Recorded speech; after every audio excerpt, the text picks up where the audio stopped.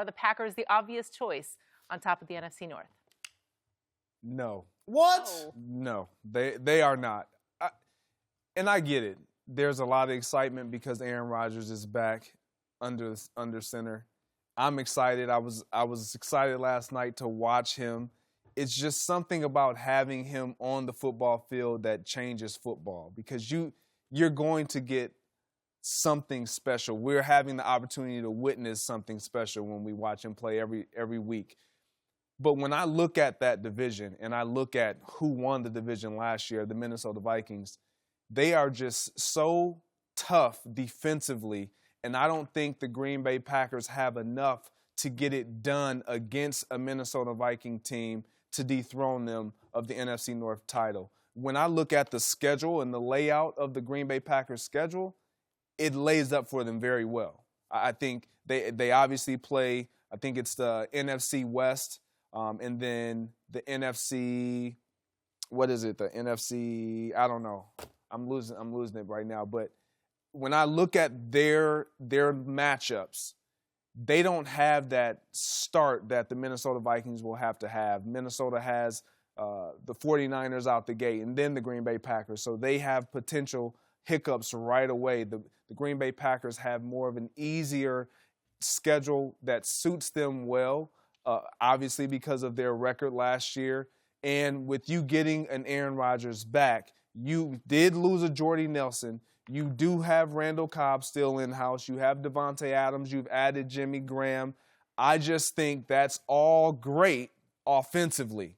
That has never been their issue.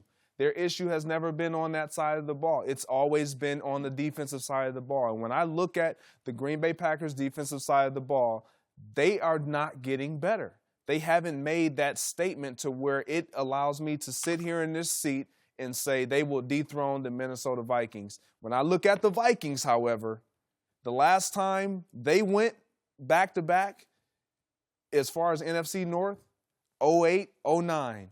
They had, in 08, who was it? Gus Frerotte, 11 starts. Tavares Jackson had the remaining starts.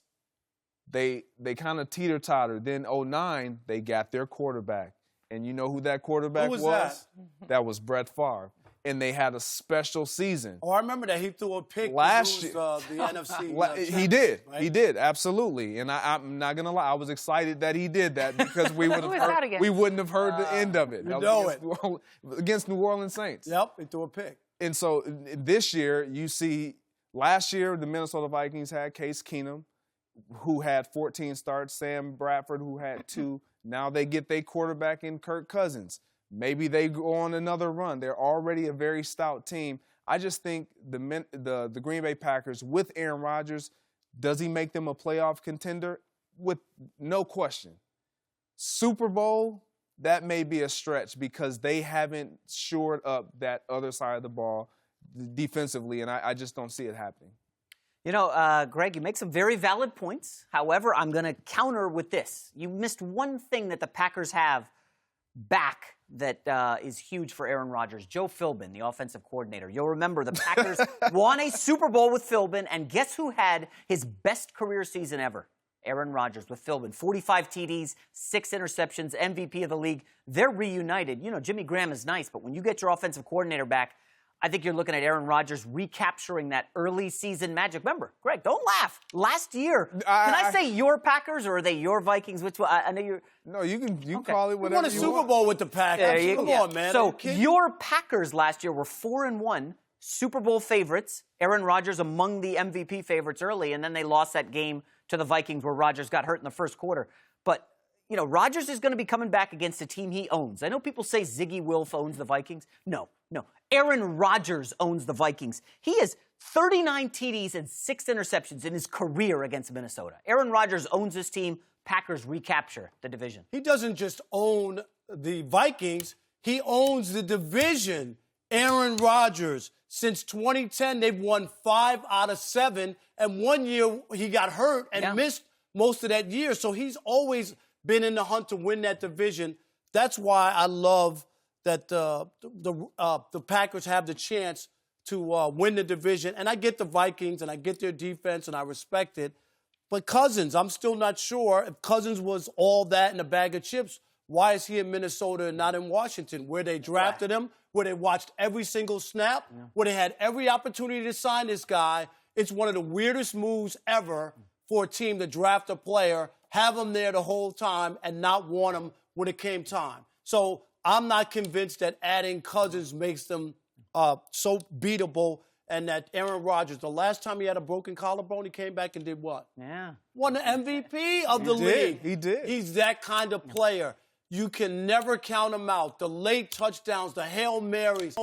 He's worked through all of the problems with the defense that you brought up.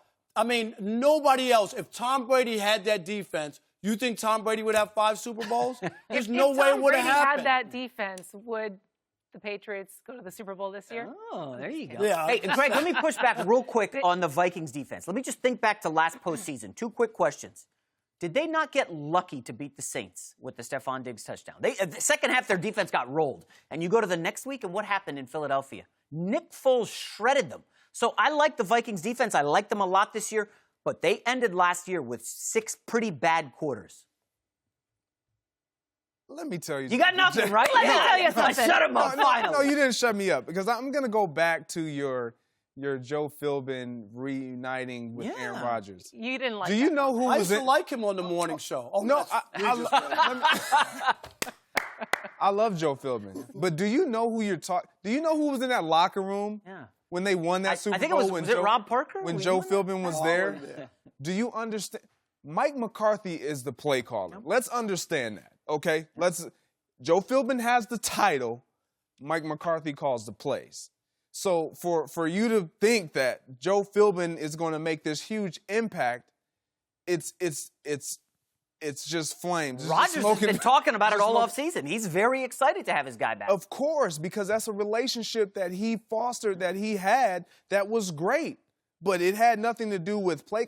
That's a quarterback being able to go to an offensive coordinator and vent and say, look, we need to do this. And then he has a voice that's going to get in Mike's ear and say, this is what we need to do, and this is what Aaron's looking forward to doing. So I get all of that. That's a great relationship. And to your point, Rob, yeah, you can't count him out. I am not at all discounting the fact that how great Aaron Rodgers is and the value that he provides the Green Bay Packers. But let's not act as though injuries don't happen, and they did not happen last year. No, they do. Anything can happen, and that's my issue with the Green Bay Packers right now.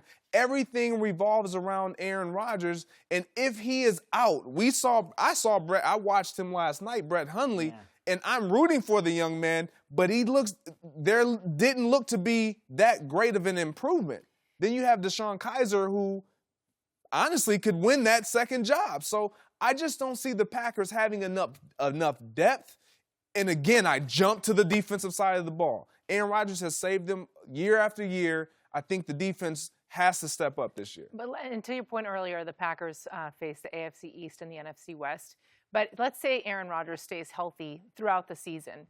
The Eagles and the Rams are also projected to be top performers in the NFC. Who comes out of those 3? Out of who? Which? Out of Eagles, Rams, Packers. If it's. I got to ride with the best quarterback. I got to go with the best quarterback. I'm gonna go with the Eagles. I still believe, yeah, I do. And this is the part about the Eagles that I think people are missing. Yes, there's Super Bowl hangover after you've won, getting guys motivated again. But you have one guy on that team whose Super Bowl ring is cubic zirconia, and that's Carson Wentz. Your quarterback. He won a Super Bowl. He has a ring, but he didn't win it. And he knows it and will never feel good. Am I right, Greg? I'm with you. Until he is the guy who leads them.